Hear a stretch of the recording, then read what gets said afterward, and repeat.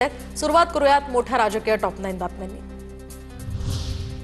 India आघाडीचा उद्या केंद्रीय निवडणूक आयोगाच्या कार्यालयावर धडक मोर्चानंतर मल्लिकार्जुन खरगेंच्या निवासस्थानी आघाडीच्या सर्व खासदारांना स्नेहभोजनासाठी निमंत्रण। ईव्हीएम हॅक करून दाखवा, निवडणूक आयोगाने 4 वेळा खुलं आव्हान दिलं होतं। विरोधक फक्त आरोप करतात, मात्र आयोगाला सामोरं जायला तयार नाहीत। राहुल गांधींच्या आरोपांनंतर मुख्यमंत्री फडणवीसांची टीका।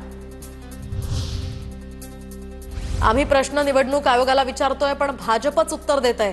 मग निवडणूक आयोग भाजपचा विभाग असं आम्ही म्हणायचं का? रोहित पवारांचा पलटवार। विधानसभेवेळी 160 जागा जिंकून देण्याची ऑफर होती। शरद पवारांचा मोठा दावा, तर पवारांनी आधीच या संदर्भात तक्रार का दिली नाही? हा राहुल गांधींच्या भेटीचा परिणाम दिसतोय। फडणवीसांची खोचक टीका। मतदान वाढवण्यासाठी ज्याप्रमाणे पवारांना लोक भेटले, तसंच ठाकरेंना सुद्धा भेटले। 60 ते 65 जागा जिंकून देऊ असा दावा केला। शरद पवारांच्या आरोपांनंतर संजय राऊतांचा दावा। राहुल गांधींना पराभव पचवता येत नाही। राहुल गांधी जिंकल्यानंतर आरोप करत नाहीत। राहुल गांधींनी निवडणूक आयोगावर केलेल्या आरोपांवर एकनाथ शिंदेंचा निशाणा।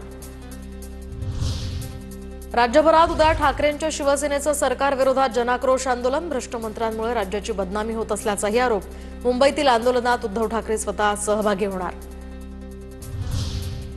घोटाळेबाज सरकार विरोधात आमचं आंदोलन। राऊतांचा महायुतीवर हल्लाबोल, तर पुढील 5.5 वर्ष विरोधकांना मोर्चेच काढायचेत। येत्या निवडणुकीमध्ये महायुतीची सत्ता येणार, सरनाईकांकडून विश्वास व्यक्त।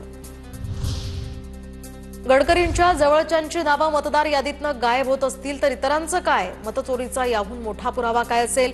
गडकरींच्या मुलाखतीचा एक भाग ट्विट करत वडेट्टीवारांचा सवाल।